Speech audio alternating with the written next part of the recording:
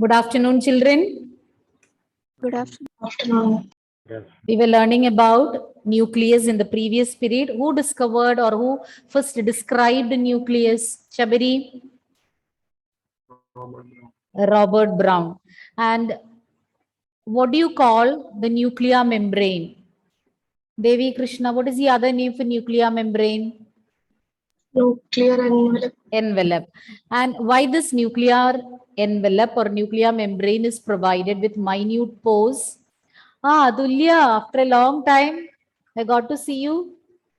Okay, Meryl. Yes. Why these pores are present? To transfer of RNA and protein. Proteins between the cytoplasm and nucleus. And we also learned about some thread-like structures present inside the nucleus. What do you call it, Emmeline? Chromatin or chromatin fibers. What will happen to this chromatin fibers at the time of cell division? They will change into, Shreya? Chromatin fibers will change into what at the time of cell division? They will condense and form? Chromatin, which is the other word very much resembling with this. Chromatin will change into what? Alan? Yes, Mary Angelina? Chromosomes. Chromosomes. So chromatin will change into chromosomes. So let us continue with the topic.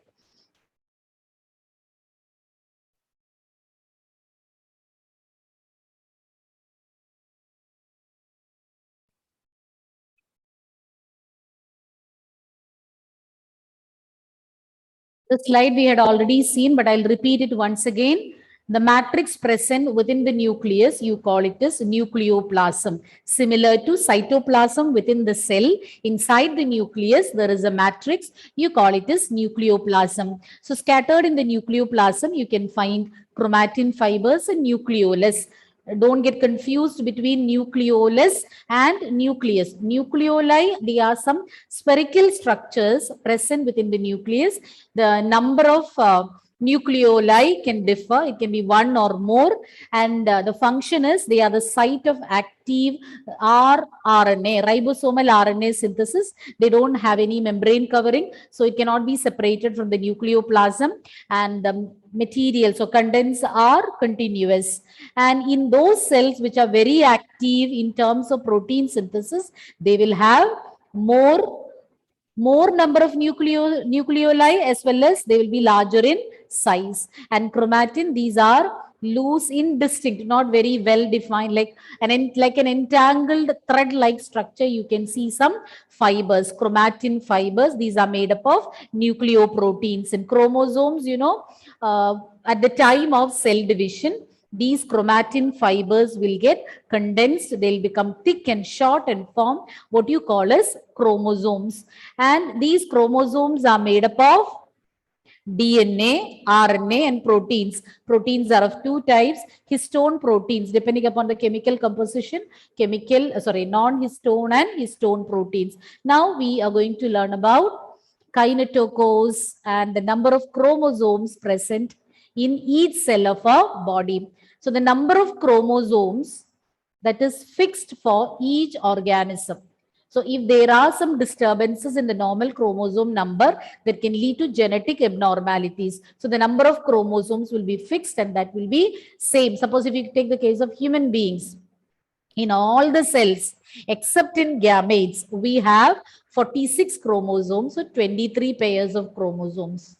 But in gametes, in ova and in sperms, the number of chromosomes will be haploid, 23. That is just to maintain the normal chromosome number when these two cells, when ovum and sperm fuse to form a zygote. So all the other cells are having 46 chromosomes or 23 pairs. A human cell has 2-meter long thread of DNA. In each cell, the DNA you can find that is of 2 meters length, and there will be 23 pairs of chromosomes.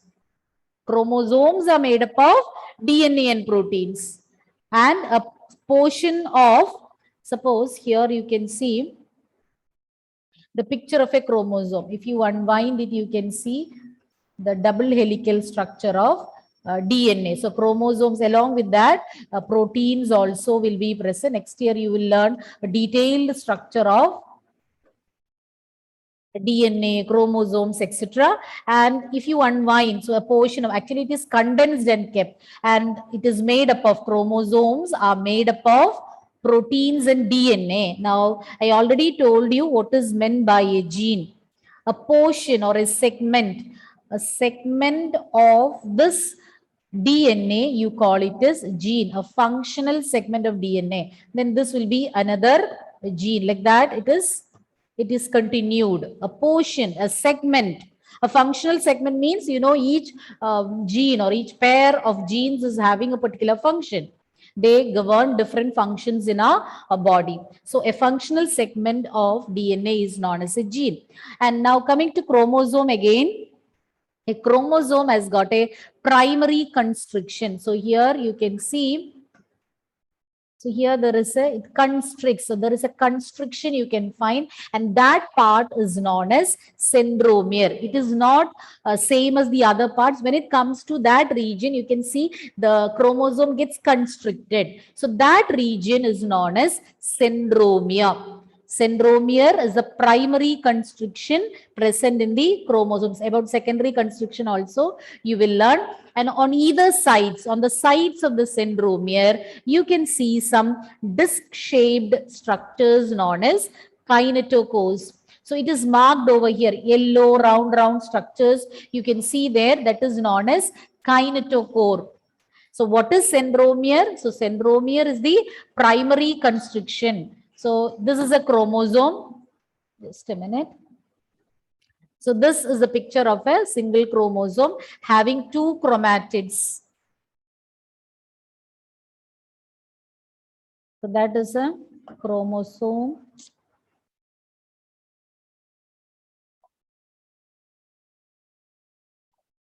You can see a chromosome having two sister chromatids. These two are sister chromatids. But if there is, this is another chromosome. This is another one. Chromosome 1, chromosome 2. This and these are, or these two you can call as non-sister chromatids. You don't have to worry about all that. You will be learning in higher classes. Okay, the chromatids, these two are the chromatids of the chromosome. So the chromatids belonging to the same chromosome are sister chromatids. So chromatids of two different chromosomes you call as non-sister chromatids. Anyway, it's not mentioned in your textbook. You don't have to worry about it. So you should know what is meant by a centromere and what are kinetochores. So in a chromosome, you can see a primary constriction. It is constricted at a particular part. So there you can, or that region, you call it as centromere. And on either side of the centromere, you will find certain proteinaceous structures. Kinetochores are actually made up of proteins. You will find certain proteinaceous structures, and those are known as kinetochores. So where are kinetochores present? Kinetochores are present attached to the centromere on either side or on the sides of the centromere. You can find these two kinetochores. And what is meant by a centromere? So in the chromosome, you can find like at a particular region that is going a little narrower. So that part is known as where the chromosome is getting narrowed, or there you can see a curve. So that part is known as centromere. And on both the sides of the centromere, certain disc-shaped proteinaceous structures are there. You call them as kinetochore. Now, what is the function of these kinetochores? So kinetochores, as you can see in the picture, arising from these kinetochores, you can see spindle fibers, mitotic spindle, or these are actually spindle fibers. And I told you already what is the function of spindle fibers. So they will help in the alignment of these chromosomes, or the chromosome. It will help. Kinetochores help in the attachment of these spindle fibers with the chromosomes. So it is at these kinetochores that the spindle fibers will come and get attached. Kinetochores are proteinaceous structures present on the sides of centromere. They will help in attaching the microtubules or we can say spindle fibers to the chromosome so that they can be aligned during cell division.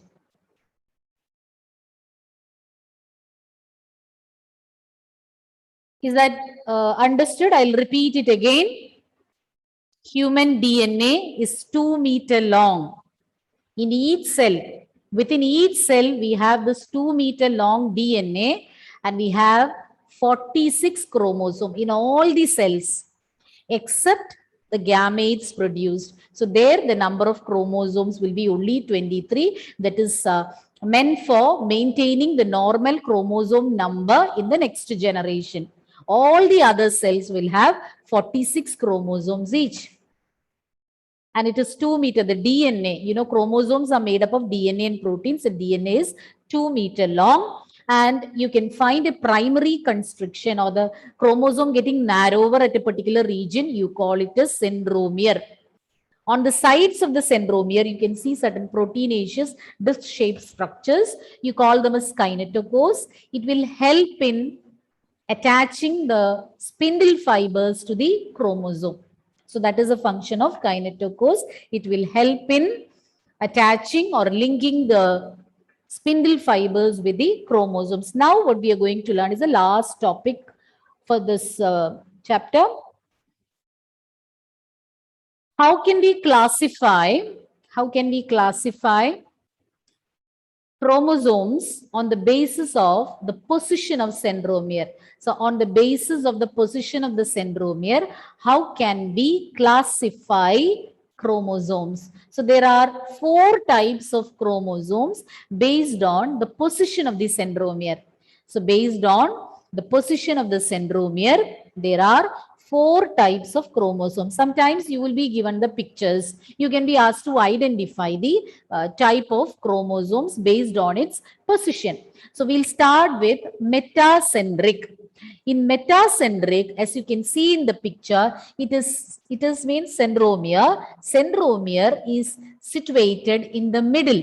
So when centromere is in the middle, both the chromosomes will be of same size, equal arms. So the arms will be equal in size when the centromere is located at the center. So centromere is in the middle and both the arms will be of equal length. So that is known as metacentric chromosome. So in metacentric chromosome, centromere will be at the center and both the arms will be of equal length. Now, if you take the case of submetacentric, the centromere will be slightly away from the, so if somewhere over here you can say it is,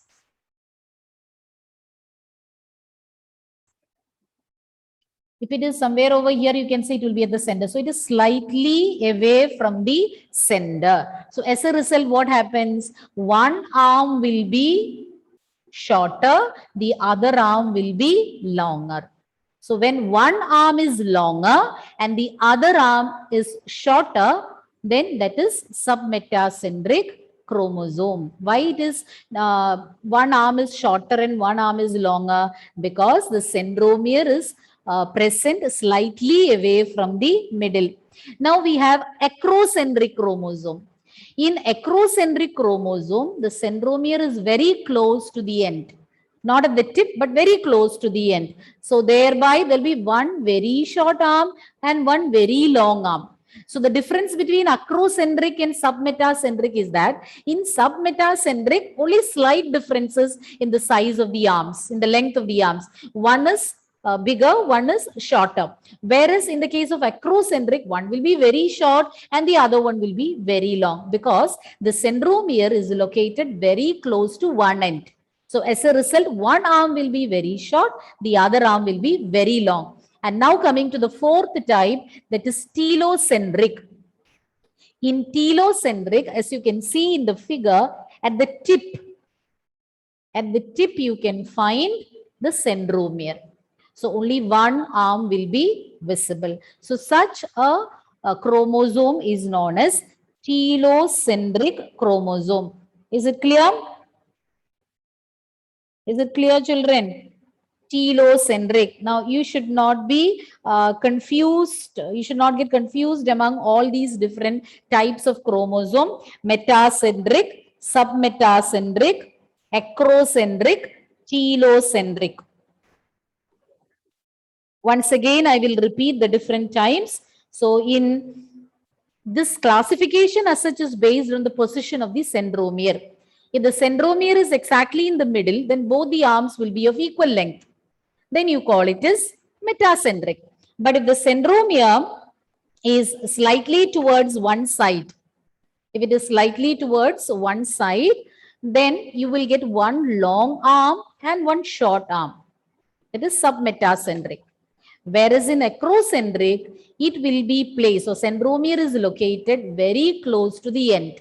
As a result, one arm will be very short, other arm will be very long. And in telocentric, it is situated at the tip so that we can see only one arm is visible.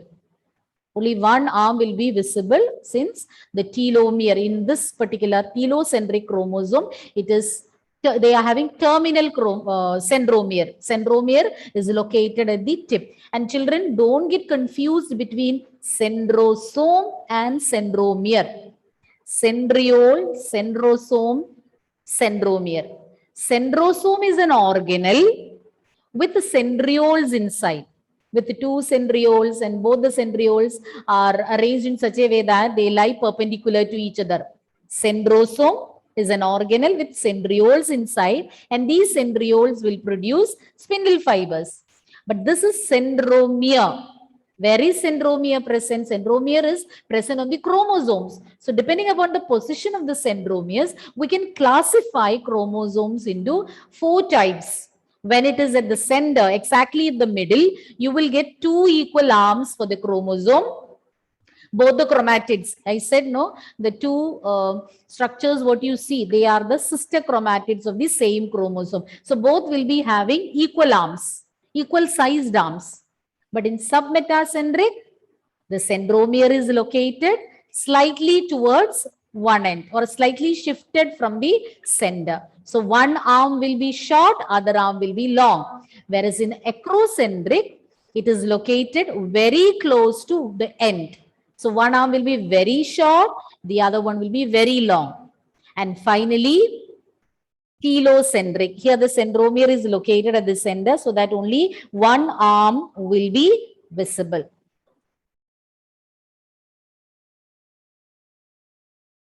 Now the last one, satellites. This is not the satellites which you had learned in geography. Satellites are of 2 types. Details you don't have to learn. In class 12, you will be learning about satellites. So briefly, some extra information also I will give. These satellites are actually present on the chromosomes. You can see satellites in the figure given over there. See, these are satellites. So the primary constriction is formed by centromere. Secondary constriction is formed by satellites. These are non-staining. They don't take up stain. They are non-staining secondary constrictions. And they are present at fixed locations. They have some specific fixed locations on the chromosome. Satellites, these are small pieces, small fragments, and you call them as secondary constrictions, and they are non-staining and they are present at specific locations. So what all points you learn? These are non-staining, these are secondary constrictions, and they are present at specific locations. So these are the points given in your textbook. Apart from that, children, these satellites you can categorize into 2 types, micro satellites and mini satellites. So all that, as I said earlier, you'll be learning next year. And these satellites are actually some repetitive sequences of DNA. So the sequence of the DNA, same thing is getting repeated.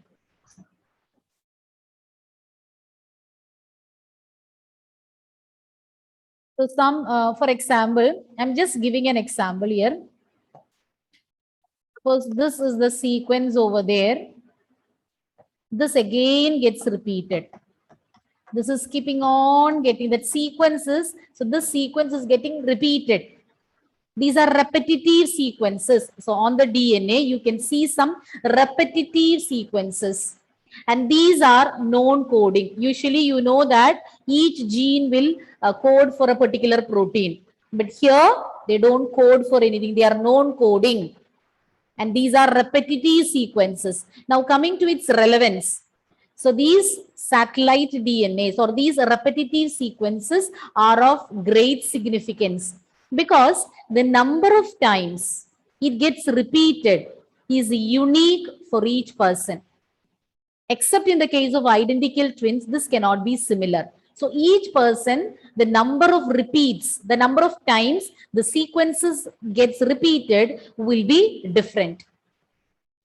And as a result, since this is a unique identity for a person, and these satellites or these DNA sequences are used in paternity disputes. You have heard about DNA fingerprinting and all to find out, or in case of paternity disputes, then in forensic science to identify the criminal, maybe from the crime scene, you will get a sample of blood. Blood is also made up of cells. So from there also you can get the DNA sample, or even saliva or hair, nail, from anywhere, any sample what you get from the crime scene can be used to find out the DNA, or DNA fingerprinting can be carried out. And with the help of these repetitive sequences, like we will have some suspects. So suspect 1, suspect 2, suspect 3. And if you need to finalize, you have to take the DNA samples of these suspects and you will match with the sample what you got from the crime scene. And by comparing the number of times these sequences are getting repeated, I told it is unique for each person. So by comparing it, a policeman or in forensic science, they are able to find out the culprit. I don't know whether you followed it. Even if you haven't followed, not to worry, because next year you have to learn the steps of DNA fingerprinting and all in detail. I think some idea you might have got. Can I get a reply, children? Yes, ma'am. Okay. So once again, yes. What is secondary construction? Secondary, primary constriction means I told no, some when it is reaching a particular point, the chromosome is becoming narrower. So that is primary, first place where this constriction is happening. So that is here. Then again here you can see a narrowing. So here it is getting narrowed and then that bulge. So that is a secondary constriction. On that chromosome, primary constriction is constituted by centromere, and secondary, second one, second constriction is by these satellites. Okay. Okay, ma'am. Metacentric, submetacentric, acrocentric, telocentric. Acro and submetacentric, don't get confused. In submetacentric, it is so related with metacentric. Submetacentric and metacentric. Metacentric, M for middle. You relate it like that. M for middle. So there the centromere is in the middle. So if it is in the middle, both the arms will be equal. Now submetacentric. So you can relate with metacentric. If for metacentric it is exactly at the center, then submetacentric slightly away. So this is slightly away. This is exactly in the middle. Slightly away from the center. Then telocentric, no doubt, tip or tail, however you want, you can remember. At the tip. Then only acrocentric is remaining, no? So you can easily remember. So whenever you learn some confusing or rhyming terms, make it a point. I already told you in the beginning about concept maps, mind mapping. I don't think anybody have done that, but at least these mnemonics that will go a long way in helping you to memorize the points. From my own personal experience, I'm saying when you have to learn so many points or so many new terms, all these tips and tricks will help you a lot. It will give you confidence, because once these mnemonics are made, you will be very sure that we will not forget that. Okay. So metacentric, middle, centromere in the middle, M for middle, M for metacentric.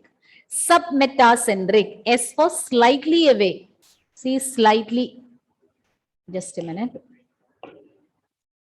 slightly away from the middle. SM, slightly away from the middle. T, tip or tail. So it is at the tip, terminal. Acrocentric. If you can memorize all these three, then acrocentric is easy to remember. It is very close to one end. So somewhere in between submetacentric and telocentric. Neither at the tip nor slightly away. It is very close to the end. So one arm will be short, other arm will be very long. And satellite, I think only this statement you need to learn. In class 12, we will learn more about satellites, its significance, its role in DNA fingerprinting, all that we will learn next class. Sorry, next class means next year. Now the last part, microbodies. Microbodies can be seen in both plant and animal cells. You can find them in plant cells as well as in animal cells. These are membrane bound. These are also having a membrane covering. Then these are vesicles or bag-like structures or sac-like structures, and they are filled with different enzymes. So just like lysosomes we discussed, but the functions are different. So these are also having enzymes. They play an important role in metabolic activities like lipid metabolism. You know what is meant by metabolism, the building up and breaking down reactions taking place in our body. So they play an important role in carrying out different metabolic activities. So microbodies, these are found in both plant and animal cells. And these are having a membrane covering, sac-like structures which are filled with enzymes, and they play an important role in metabolism. So with that, we have completed the chapter. Okay. What happened, Annalise? What is making you smile? Hearing that the chapter is over? I said I finished teaching. I didn't say you finished learning. Now next is your part.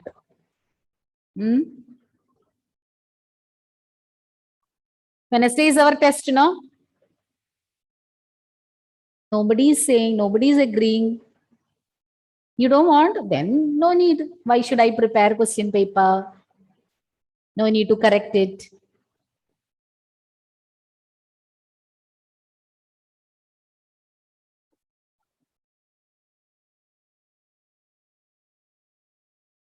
Zahan has joined.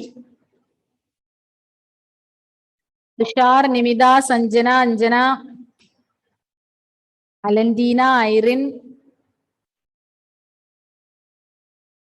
Ma'am, Oh, how it is helping in metabolism? these enzymes, with the help of these enzymes, they can help in the metabolic activities. For example, the breaking down of lipids. Even carbohydrate metabolism also, it is facilitated by the enzymes present in it. We want to study the structure. No. This is not in the textbook. I just I included from some site. Okay, you don't have to learn. This is just to get an idea. So without the picture, if I say, you may not understand it better. So just to give an idea, you don't have to learn. Whatever is there in the textbook, only you need to learn. The pictures, what I am displaying over here, that is just to, many intentions are there. One is to make the concept clear. Another one is to make you listen and look at the slides. If it is colorful, that is my feeling. I don't know. So when it is colorful, even if you're not interested, you will feel like looking at it. So only that is the intention. You have to depend on the pictures given in your textbook only. So whatever I'm displaying here, that is just to make the concept a little more clear. Ma'am, Oh, yes. are the 23 pairs of chromosomes of the same type or like different types? Which one? Are the 23 pairs Yes, of, yes. Microbodies, no? no, are the 23 pairs of chromosomes are of the same type or like different types? Wait, let me see your face. Your voice is breaking. Are the chromosomes all of the same type? Yeah. Human beings. No, ma'am. Like, are they like, are all the chromosomes like acrocentric or like? Oh, telocentric? like that. So that can be different. That is different. It depends. But for everyone, it will be the same. Means what to say about the satellites, I said, other than that, 90%, 99%. 1 minute. Then, so we will be having test on Wednesday. Today I'll be sending